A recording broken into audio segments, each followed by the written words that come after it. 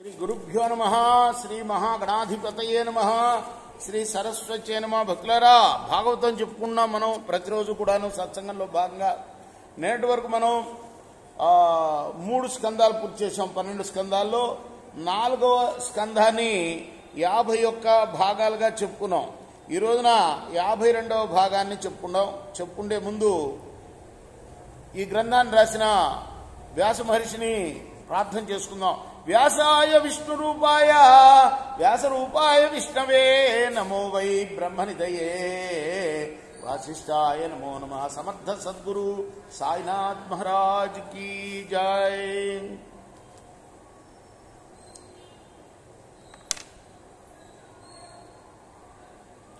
పృథు చక్రవర్తి ప్రసంగిస్తున్నాడు సభలో ఉన్న సభికులను ఉద్దేశించి. ఆ ఘట్టంలో ఉన్నాం. ఇంకా ఇలా చెప్తున్నాడు ఆయన, తపస్సు, సహనశీలత, శమధమాదులు, క్షమాగుణం, ఈ విశిష్టమైన విభూతులతో విరాజల్లే బ్రాహ్మణులపైన, విష్ణు భక్తులపైన, గొప్ప సిరి సంపదలతోనూ మహత్తరమైన ప్రతాపంతోనూ అఖండమైన వైభవంతోనూ ప్రకాశించే రాజుల యొక్క తేజస్సు ఏమాత్రం తన ప్రభావాన్ని చూపలేదు. అంటే భూసురులంటే అంత గొప్పవాళ్ళు అని చెప్తున్నాడు. ఎవరెవరిపైన చూపలేదుట? భాగవతులు, విష్ణు భక్తులు ఉన్నారే, వాళ్ళెవరిపైనా కూడాను రాజు యొక్క తేజస్సు తన ప్రభావాన్ని చూపలేదు. బ్రాహ్మణుల పైన చూపలేదు.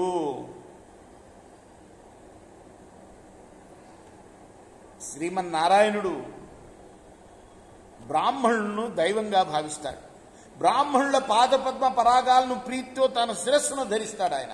అంచేతనే తనను ఎప్పుడూ విడిచి ఉండని లక్ష్మీదేవిని సర్వలోకాల్లో పరివ్యాప్తమై ప్రకాశించే పవిత్ర కీర్తిని అందుకొని ఆయన విరాజిల్లుతున్నాడు. ఆయన దగ్గర ఎప్పుడూ లక్ష్మి ఎందుకు నివాసం ఉంటుందిట అంటే, బ్రాహ్మణుల యొక్క పాద పరాగాన్ని శిరస్సు మీద ధరిస్తాడట. అందుకోసం ఆయన్ని లక్ష్మి విడవకుండా ఉంటుంది అని పృథు చక్రవర్తి ఆయన కూడా విష్ణుంశే ఆయనే చెప్తున్నాడు.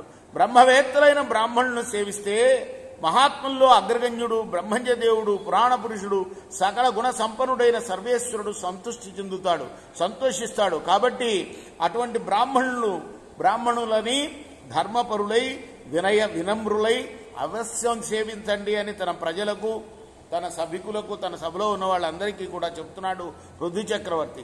అటివారి చిత్తం స్వయంగా శీఘ్రంగానే పరిశుద్ధం అవుతుంది. బ్రాహ్మణులను నిత్యము సేవించేవాడు గొప్ప జ్ఞాని పండితుడు కాకపోయినా నిర్మల హృదయం కలవాడై మోక్షాన్ని పొందుతాడు. అంటే మోక్షాన్ని పొందడానికి జ్ఞానే అవ్వక్కర్లా, మలినం లేని హృదయం ఉంటే చాలు. అది చెప్తున్నాడు. కాబట్టి మీరందరూ కూడా ఉదాత్త బుద్ధితో ఆ భూసురులని, ఆ భూమి మీద వెలిసిన దేవుళ్ళైన ఆ బ్రాహ్మణుల్ని సేవించండి. ఓ మహాజనులారా, తత్వజ్ఞాన సంపన్నులైన వారు ఇంద్రాది దేవతలను ఉద్దేశించి బ్రాహ్మణ ముఖంగా అర్పించే అన్నం వల్ల తృప్తి చెందినట్లు, అచేతనమైన అగ్నిలో వేల్చిన హవిస్సుల వల్ల విజ్ఞానధనుడని చెప్పబడే ఈశ్వరుడు తృప్తి పొందడు. భగవంతుట బ్రాహ్మణుడికి ఇచ్చిన దాంతో తృప్తి చెందినంత ఈ అగ్నిహోత్రం ద్వారా అర్పించే వాటితోటి తృప్తి చెందరట దేవతలు బ్రాహ్మణుడికి ఇచ్చే దాంతో ఎక్కువగా సంతృప్తి చెందుతారట, అగ్నిహోత్రుడి ద్వారా వచ్చిన దానికన్నా దేవతలందరూ.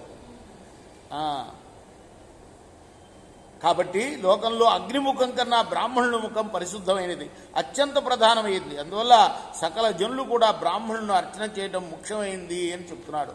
రేపు మనం మిగతా భాగాన్ని, ఈ చతుర్థ స్కందంలో 52వ భాగాన్ని చెప్పుకుందాం. కృష్ణార్పణమస్తు.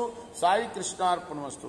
శ్రీ సచ్చిదానంద సద్గురు సాయినాథ్ మహారాజ్ కీ జై. చేకోరా హారతి దిగో సద్గురునాథ దేవా సాయినాథ. పాంచభౌతిక తత్వములానే హారతులిత్తుమురా.